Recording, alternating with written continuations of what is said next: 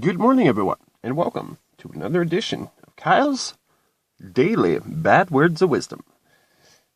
I've trawled the internet, and I've got some awesome stuff to enlighten this Soggy Tuesday we have going on. It's raining, but it should be snowing. I don't think I'd ever be saying that, but if there's snow on the ground, get your shit straight. This sucks. That's what I got to say about that. All right.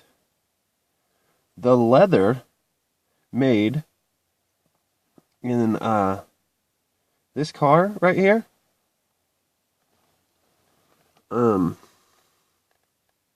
which I believe that car was in Mission Impossible. Just watched it last night. The Rogue Agent. I don't think that's the right one, but I'm totally sure he drove, and it had the whole computer sensor board on the screen. It was all for pretend, but anyway, I think that's the same car. Anyway, the Bogota Veyron are sourced from separately raised cows in the mountains of Australia, because the cows from there are in an environment free of barbed wire and mosquitoes, allowing them for almost flawless hides. Apparently mosquitoes fuck up some hides. That's a barbed wire, sure, but mosquitoes even? Repeatedly puncturing? Really noticeable difference? Alright. If you die in Amsterdam with no next of kin, or people closest to you, living blood, relatives, a poet will write a poem for you. And recite it at your funeral. So that's nice. If you die in America and you have no next of kin, the government repossesses all your shit. All right. Forest growth in the U.S. has exceeded harvest since 1940. So as of 1940, more trees have been able to grow than we have been cutting down, which has been a deforestation problem for some time now. And now that the U.S. has more trees now than at any other time in the past 100 years. So that's good. We need trees. We need air, yo. All right, be warned, any tourist visiting Ireland, that tipping at a restaurant is actually considered an insult. So, I wonder why they would take that as an insult. Like, what, you don't think I get paid enough? Or I know a lot of businesses don't allow you to take tips, and you're not allowed to take any big drunken tips. That's the most universal one I've heard, you know.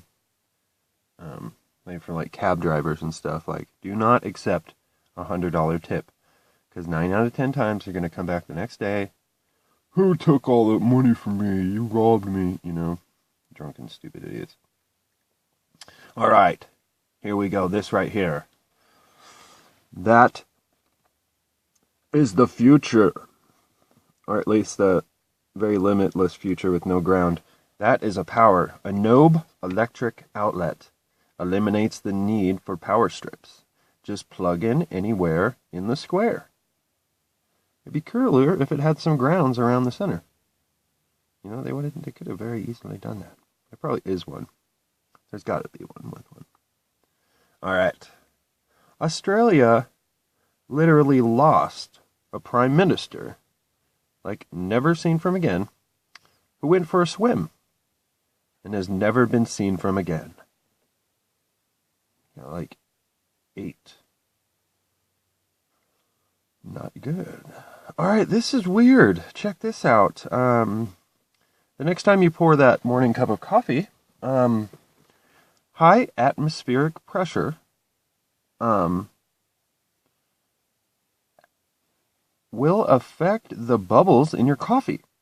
So, if the bubbles are closer to the center, expect rain or stormy weather, because they will cluster. Otherwise, they'll pull apart, like they normally do, I guess. But if they pull towards the center, expect rain. It's weird. Alright. As a result of a 20-year online joke, that German city of Bielefeld does not actually exist. It does not exist. There is no town. The city released a press statement, a different town, that says there really is a Fairfield, which, however, it was released on April 21st, or April 1st, which hilariously added to the conspiracy. So there's like a whole conspiracy about there actually being a town, but there just really isn't. Like if you wanted to say that the town of Tumalo had its own little town, and it's not just Tumalo. It's asinine because they don't have really anything. Okay, here we go. And finally here,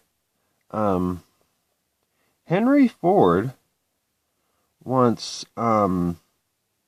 balked or refused, let's say, rather, to pay $10,000 to General Electric for work done troubleshooting a generator, which actually seems like a lot of money, and asked for an Henry Ford asked for an itemized bill for the engineer who performed the work. Charles Steinmetz. He sent this, making a chalk mark on the generator is $1. Now, knowing where to make mark 9,999.